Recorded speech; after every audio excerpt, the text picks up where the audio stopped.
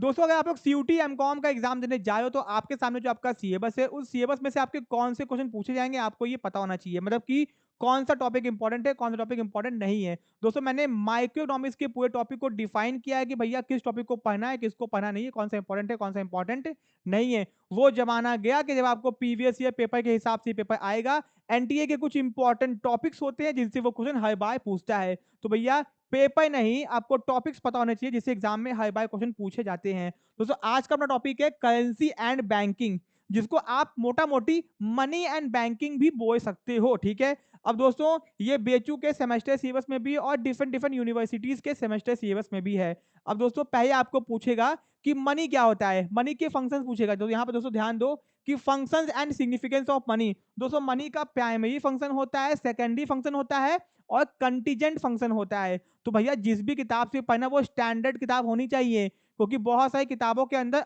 Other functions भी दिया होता है। तो आप भैया अगर ऐसे पढ़ाई करोगे तो कहानी वहीं खत्म हो जाएगी। तो प्राइमरी फंक्शन में कौन कौन से फंक्शन आते हैं, सेकेंडरी फंक्शन में कौन कौन से फंक्शन आते हैं, कंटीजेंट फंक्शन में कौन कौन से फंक्शन आते हैं, एग्जाम में पूछा गया है। और मनी की इंपॉर्टेंस क्या है दोस्तों आपसे ये भी पूछा गया है, तो बहुत इंपॉर्टेंट टॉपिक होता है। और दोस्तों various forms of money, money के कितने टाइप्स होते हैं, फिएट मनी क्या होती है, फिड्यूसरी मनी क्या होती है दोस्तों, मेटालिक मनी क्या होती है, बहुत सारे टाइप्स की मनी होती है, उनके फीचर्स से क्वेश्चन पूछा गया है। एक्चुअल मनी क्या होती है, मनी ऑफ अकाउंट क्या होता है दोस्तों। तो बहुत डिफरेंट डिफरेंट टाइप्स की मनी होती है, उनसे क्वेश्चन पूछा गया है।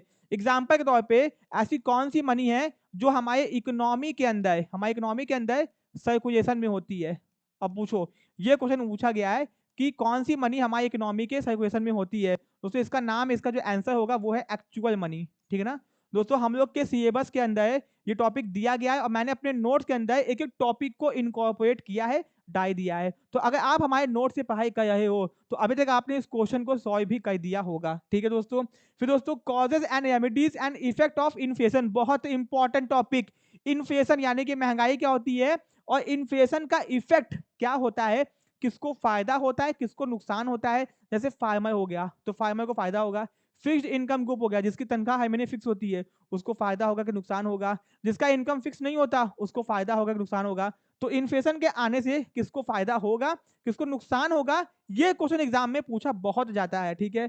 फिर डिफ्लेशन क्या होता है, इन्फ्लेशन के टाइप्स दोस्तों क्या होते हैं, ये फेशन क्या होता है, ठीक है। तो ये आपसे पूरा चीज पूछा जाएगा। और दोस्तों स्टैगफ्लेशन क्या होता है, तो इसके और भी टाइप से आपसे पूछा जाएगा और इंपॉर्टेंट टॉपिक है। फिर दोस्तों मनी मार्केट क्या होता है दोस्तों, जहां पे कम टाइम के पैसा उठाते हैं, इसके इंस्ट्रूमेंट जैसे कि भैया ट्रेजरी बिल क्या होता है, कॉमर्शियल पेपर क्या होता है, सर्टिफिकेट ऑफ डिपॉजिट क्या होता है, कॉल मनी क्या होता है।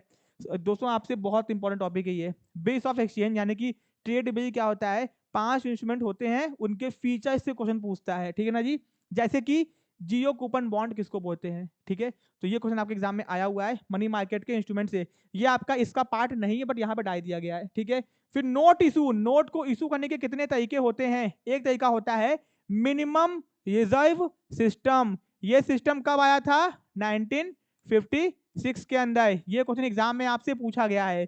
तो नोट को इशू करने के मिनिमम रिजर्व सिस्टम होता है, फिड्यूसरी सिस्टम होता है, बहुत सारे टाइप के सिस्टम होते हैं। तो कौन सा सिस्टम कब आया था, किस सिस्टम में क्या बात की गई थी, एग्जाम में क्वेश्चन दोस्तों आता है, ठीक है दोस्तों। तो सोच लो इतने सारे टॉपिक से एग्जाम में क्वेश्चन आया भी हुआ है। साथ में दोस्तों मॉनेटरी स्टैंडर्ड, बायोमेटरिज्म, सिमेटरिज्म क्या होता है आपने नहीं पढ़ा होगा अगर आप किसी और यूनिवर्सिटी से बीकॉम कर रहे होगे तो।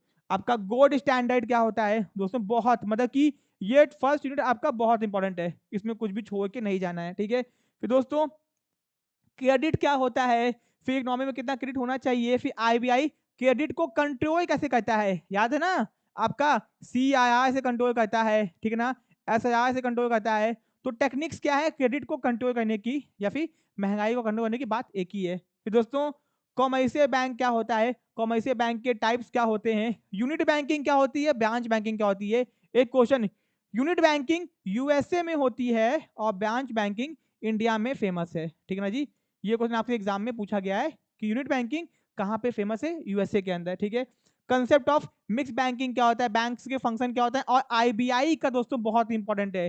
तो आईबीआई के गवर्नर्स कौन रह चुके हैं, फर्स्ट गवर्नर कौन है, करंट गवर्नर कौन है, करंट गवर्नर कितने नंबर का है, उसके पहले कौन गवर्नर था, सबसे पहला इंडियन कौन गवर्नर बना, सबसे कम टाइम के कौन गवर्नर था, सबसे ज्यादा टाइम के कौन गवर्नर था दोस्तों। तो बहुत सारे क्वेश्चन इससे आते हैं। आईबीए कब स्टेब्लिश हुआ, इसका एक्ट कब पास हुआ, ये नेशनलाइज कब हुआ, पहले इसका हेड ऑफिस कहाँ पे था, बाद में कहाँ शिफ्ट किया गया, कोलकाता से मुंबई, कब किया गया। दोस्तों बहुत सारे क्वेश्चन आईबीआई से बनते हैं। पूरा का पूरा नोट्स हमारे नोट्स में दिया गया है, ठीक है ना जी। फिर दोस्तों एसबीआई के बारे में, ठीक है, फिर आईआईबी, फिर बैंकों का नेशनलाइजेशन कैसे हुआ, इसका पूरा डिटेल नोट्स हम लोग के कोर्स में आपको दिया गया है, आप जाके चेक कर सकते हो, ठीक है। अब दोस्तों फॉरेन एक्सचेंज क्या होता है, इसका रेट क्या होता है, कितने मेथड होते हैं, फिक्स्ड रेट, फ्लक्चुएटिंग रेट और फ्लोटिंग रेट, ये आपसे पूछा गया एग्जाम में। फिर एक्सचेंज रेट में फ्लक्चुएशन क्यों होता है और इसको कंट्रोल कैसे किया जाए। तो भैया ये यूनिट आपका बहुत ज़्यादा इंपॉर्टेंट है, क्योंकि किसी भी यूनिवर्सिटी के सेमेस्टर के एग्जाम से या फिर आप किसी और पॉइंट ऑफ व्यू से देख रहे हो, एग्जाम में बहुत क्वेश्चन आने के चांसेस इससे होते हैं। मनी, बैंकिंग, साथ में फाइनेंशियल मार्केट भी यहाँ पे घुसा दिया है, तो बहुत इंपॉर्टेंट दोस्तों है। तो अगर आप एमकॉम की तैयारी कर रहे हो, आपके पास में सब कंटेंट नहीं है, तो आप हम लोग से कांटेक्ट भी कर सकते हो। ऐसी वीडियोस के लिए चैनल को सब्सक्राइब करो दोस्तों। मिलते हैं अपने नेक्स्ट पार्ट में। Thank you so much.